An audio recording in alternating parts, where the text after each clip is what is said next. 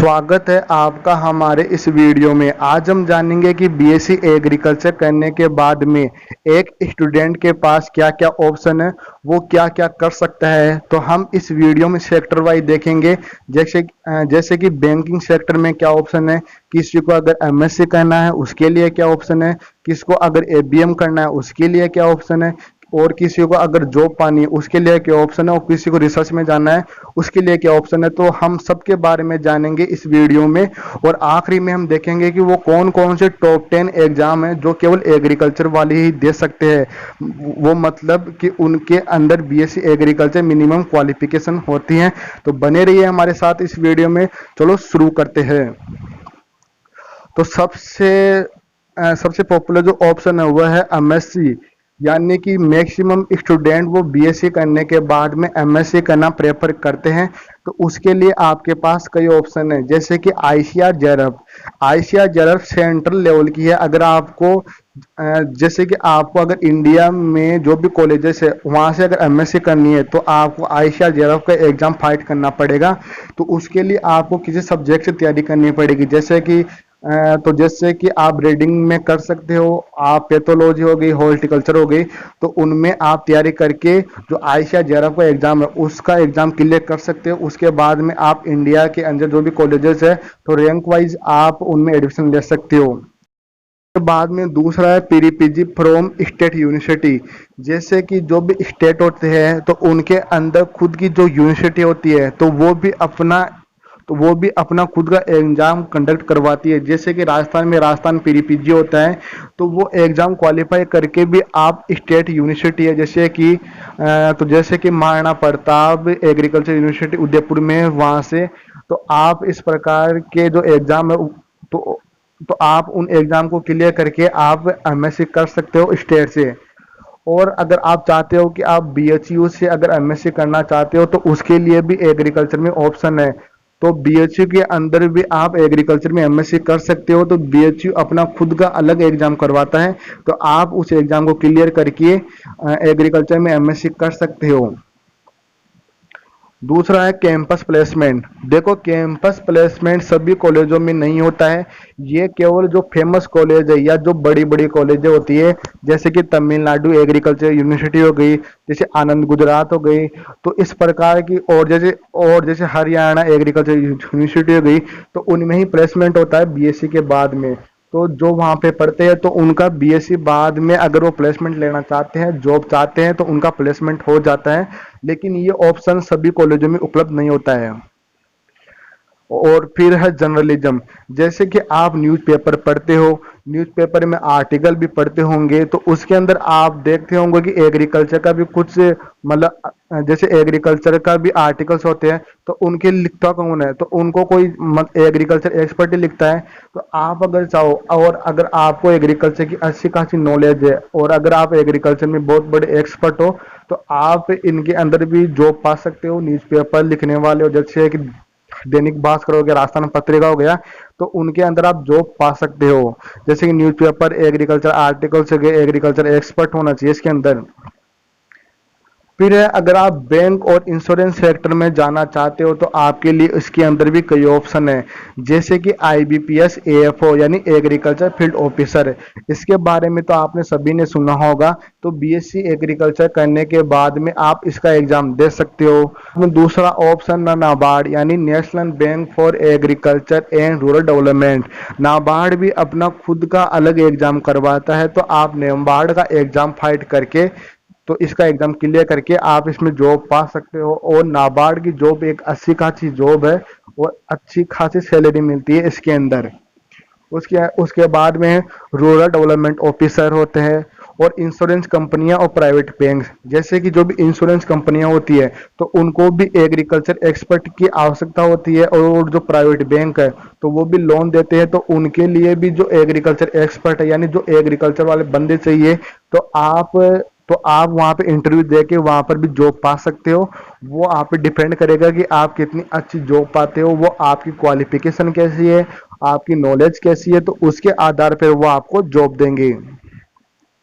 और RRB PO मतलब regional rural bank, मतलब जो रीजनल रूरल बैंक है उसके लिए भी आप अप्लाई कर सकते हो बीएससी एग्रीकल्चर करने के बाद में।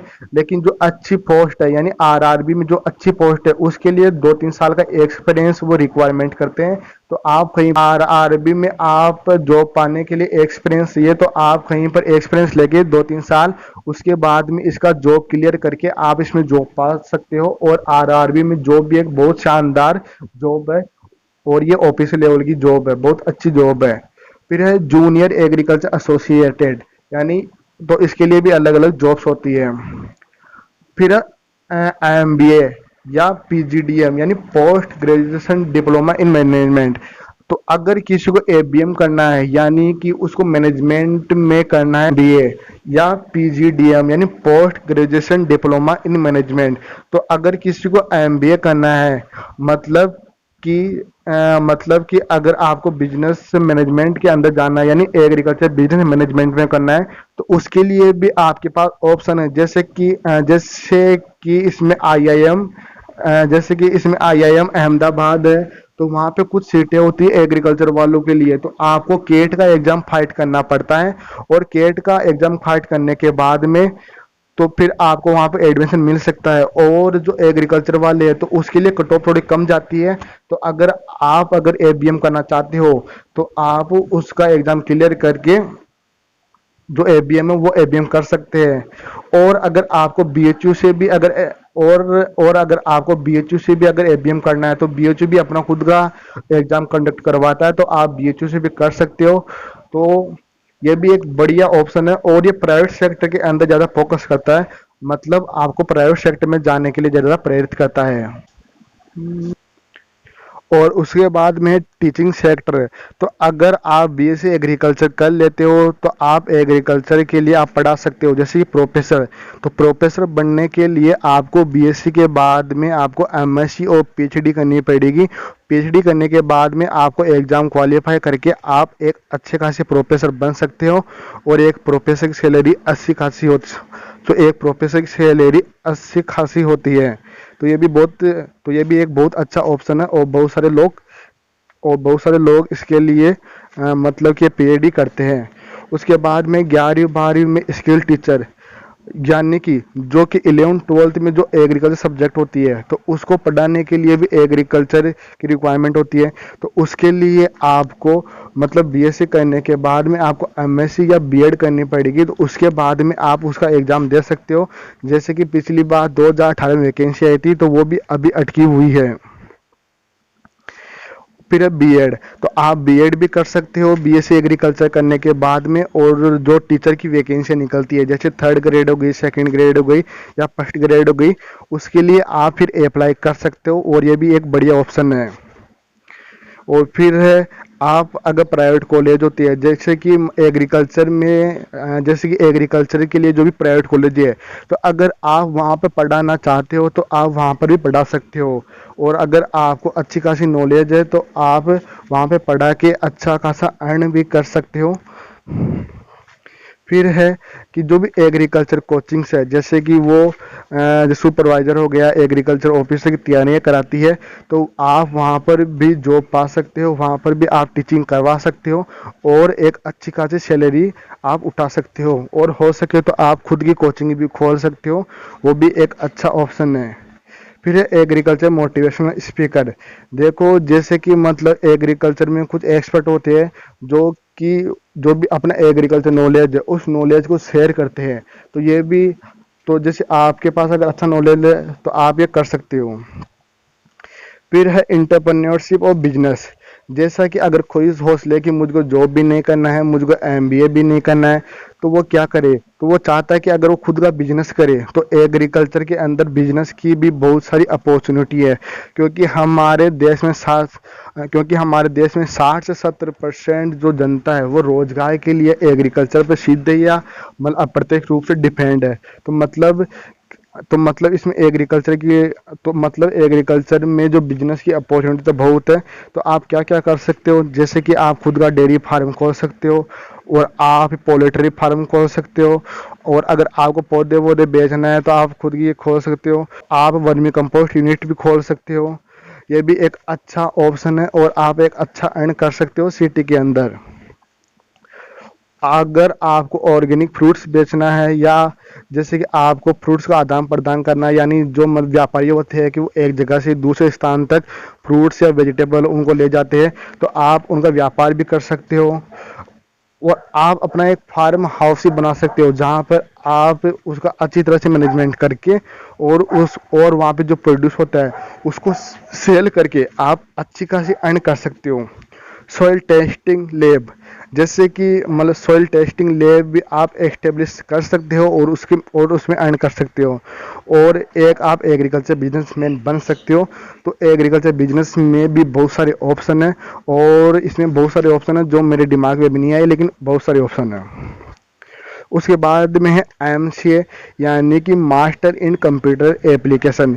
जैसे कि लैंडस्केपिंग होता है तो उसके लिए जो लैंडस्केप करने के लिए डिजाइन होती है तो उसके लिए कंप्यूटर की आवश्यकता होती है।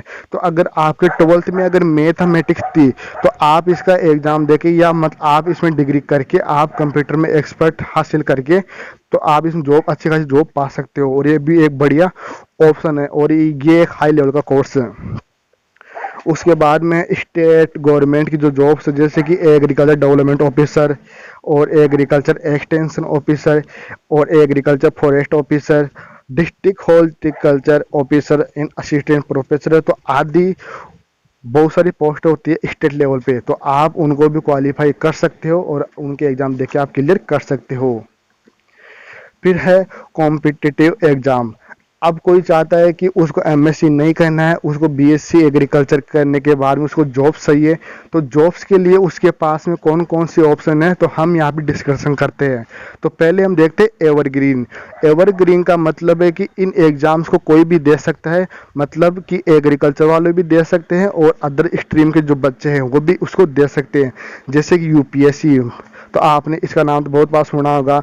SSC हो गया, आप इसका एग्जाम देख सकते हो। बैंकिंग एग्जाम जो मैं पहले बता चुका हूँ। और जो डिफेंस सेक्टर है तो डिफेंस में भी आप जा सकते हो। और फिर हम देखते हैं कि कौन कौन से एग्जाम है जो केवल एग्रीकल्चर वाले दे सकते हैं। तो उसमें है नाबार्ड। तो इसके अंदर पोस्ट अलग अलग होती है, लेकिन जो इसका एग्जाम है वो बहुत सारे स्ट्रीम के बच्चे दे सकते हैं, लेकिन कुछ पोस्टें होती है जो केवल एग्रीकल्चर वाले ही दे सकते हैं। फिर है IBPS AFO, तो इसके लिए मतलब एग्रीकल्चर में ग्रेजुएशन होना आवश्यक है। अदर स्ट्रीम के बच्चे इसका एग्जाम नहीं दे सकते, जैसे कॉमर्स के एग्जाम इसका एग्जाम नहीं दे सकते।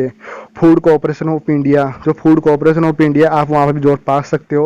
और इफको मतलब फर्टिलाइजर कॉर्पोरेशन ऑफ इंडिया है, तो आप यहाँ पर भी जॉब पा सकते हो। फिर है हमारे फिर हमारे हैं national seed corporation of India, तो ये भी अपना एग्जाम कंडक्ट करवाता 2-3 साल में। फिर है FSSAI, मतलब food safety standard authorisation of India, तो आप इसके अंदर भी जॉब पा सकते हो।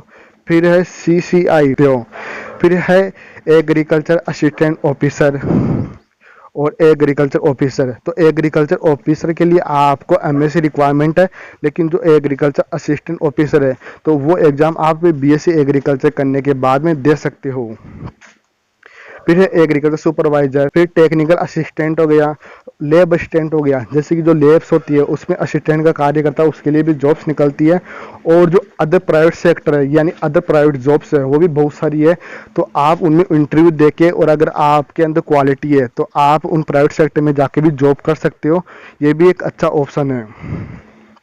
उसके बाद में है किसी को रिसर्च करना है, यानी उसको आगे पढ़ना है और एग्रीकल्चर में रिसर्च करना है, तो उसके लिए भी बहुत सारे ऑप्शन है। लेकिन उसके लिए आपको पहले MSc और PhD जैसे कि आपको MSc और PhD करनी पड़ेगी। उसके बाद में आपके लिए ये ऑप्शन ओपन होता है, जैसे कि आप एग्रीकल्चर साइंटिस्ट बन सकते हो, ऑफिसर वो ऑफिसर बन सकते हो। आप सीड साइंटिस्ट, जैसे सीड साइंटिस्ट हो गया, एंटोमोलॉजिस्ट हो गया, पैथोलॉजिस्ट एक्सपर्ट हो गया, वो भी आप बन सकते हो। आप प्लांट ब्रीडर, जैसे कि जो वेराइटी डेवलप की जाती है वो भी बन सकते हो। और जो भी रिसर्च प्रोग्राम होते हैं तो आप उनके अंदर भी जा सकते हो। जो भी रिसर्च प्रोग्राम होते हैं तो उनके जो ऑफिसर लेवल की जो रैंक होती है तो वहाँ आप वो भी कर सकते हो, लेकिन उसके अंदर आपको बहुत ज़्यादा एक्सपर्टीज